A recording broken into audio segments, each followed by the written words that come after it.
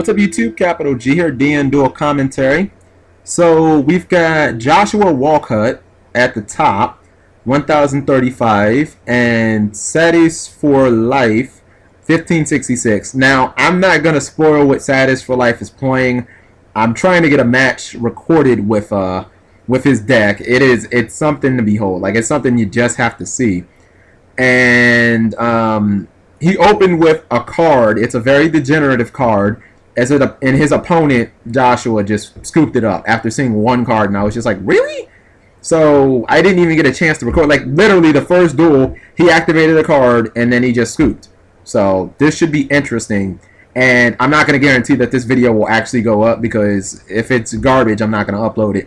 I'm just going to try and get Sadis with a good duel. He played against the Hat deck not too long ago, and he caught his opponent with a really unexpected play, and he beat him. So now they're doing a little conversing, and Joshua Walcott is already done siding, and Sadis is, I don't know what he's doing. He's doing a little bit of talking. Okay, well, done siding. Now again, Joshua knows what Sadis is playing, because this is one of those degenerative cards that you only play in one deck. Let's just say it's one very derpy deck, and then it has an addition of another popular engine right now. So you guys will know by turn one what he's playing. So, okay, Joshua gets first crack at this duel. Again, I don't even know what he's playing, because he didn't play any cards in the first duel. He just scooped. It's hard for me to ever imagine just scooping the one card. I mean, unless it's Quasar. I'd scoop to a Quasar. Yeah, with Boojins, trying to think if I can crack a Quasar. And my main deck, I don't know. So anyways, Joshua plays Zephyros in 3 sets. This ought to be interesting. We don't see a lot of Blackwings on this channel. And Sadis opens up with Allure. I'm sure once he banishes, you guys will know one of the decks. There you go. It's Dark World. So he banishes the Snow, and he sets one card in the back row. That's it? Okay. He may not want to get Icarus attacked. So anyways, at least Joshua's monsters are safe for now, and he won't have to worry about them getting popped by Grapha and all that good stuff. So he's going to attack for 16k. Ooh, Malevolent Catastrophe. And by the way, that's exactly how he beat the Hat deck too. So Malcat comes down and hits Book of Moon, Phoenix Chain, and the Icarus attack that he knew that he had. He played around it beautifully. So you still do take 1,600, Sadis. And I don't think Joshua Walcott is very happy about that. But I mean, sometimes, you know, Malcat is a very real card, man. That's all I'm gonna say. So yeah, you still will take 1,600. And now you just wonder if, you know, Joshua does it. That's not like a Soul Drain or a macro, man. This could be bad. You see, he sets one card in his back row. Now, granted, I'd attack again this time. I mean, what do I have to lose? Okay, and now we see a Kochi the Daybreak, which is, I mean, it's a level 4 tuner, so that's cool, I guess. And it looks like he's going to Synchro. Maybe Stardust? I'd go Stardust. If for nothing else, Stardust stops a Grapha Pop, you know, why not? And he goes to attack. Okay, his opponent is at, Sadis is at, set 3,900. He's kind of getting close to the danger zone. Especially in a deck that plays Kalutes and can kind of do that much damage in one attack. So we see Gates come down. I think we might see a drag down the way he's setting all these cards. And that's exactly what we see. By the way, this was the card that cost Joshua Walcott to scoop game 1. He saw drag down and he was just like, I'm done. So Blizzard is taken out of Sadis' hands. And he loses Soul Charge, which would have only gotten him one monster. And he might have a Soul Charge face down. Who knows? But Sadis is not looking good right now. I mean, he hasn't resolved any Dark World effects, and he hasn't gotten his deck rolling. This is not very good. Not good at all. So he activates another drag down. And I mean, you'd like to think that he'd be able to get some Dark World monster so that he can at least trigger Gates. So Siroko's gone. And so is Artifact Ignition. By the way, he's playing Dark World Artifacts. That is what literally he is playing.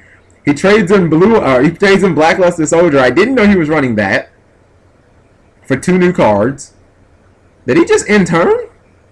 If he just ended turn, which it looks like he did, there's a decent chance he will lose right now. There is no way that Joshua Walcott does not have a Blackwing monster out of 3. Okay, wow.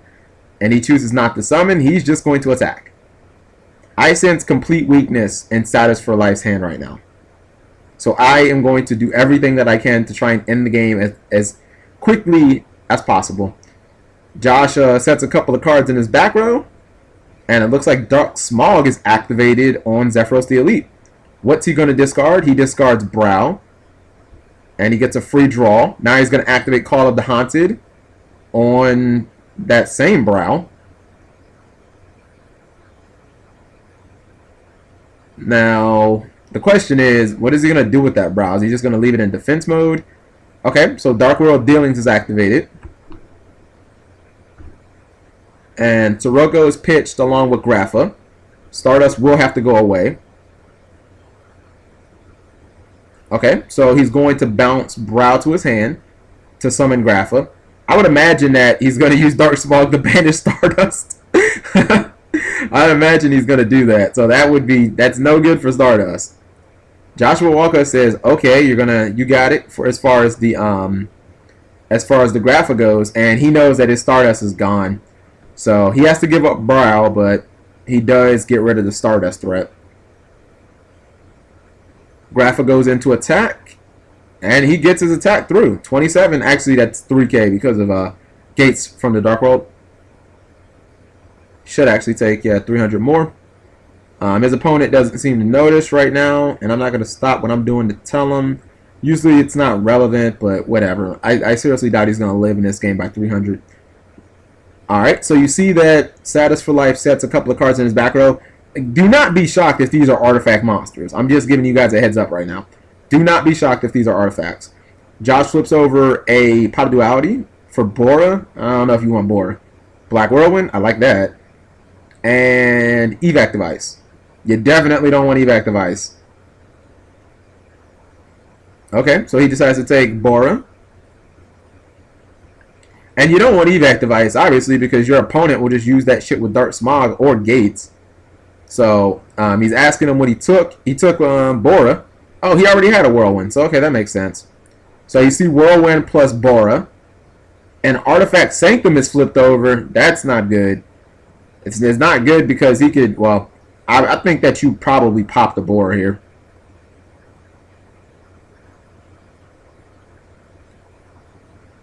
So he's going to target Bora. Icarus attack is chained. And what's he going to target?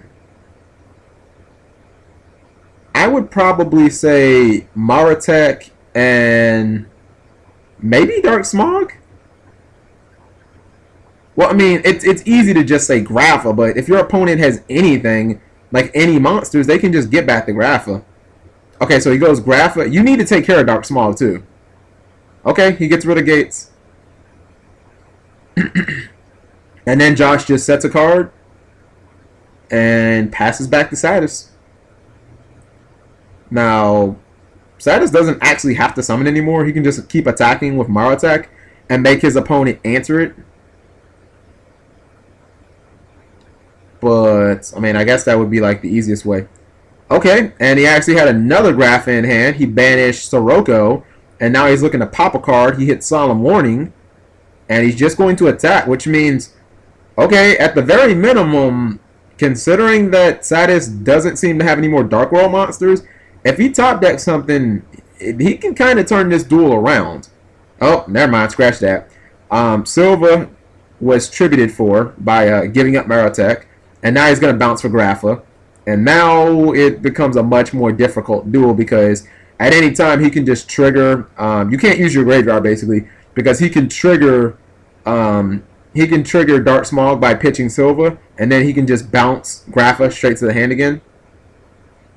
And the face down was Amaratech, but he couldn't activate it. He drew Dark Hole, but that just wasn't going to get the job done considering he could just get Grapha again. And that's pretty much how the cookie crumbles, guys. Thank you for watching as always.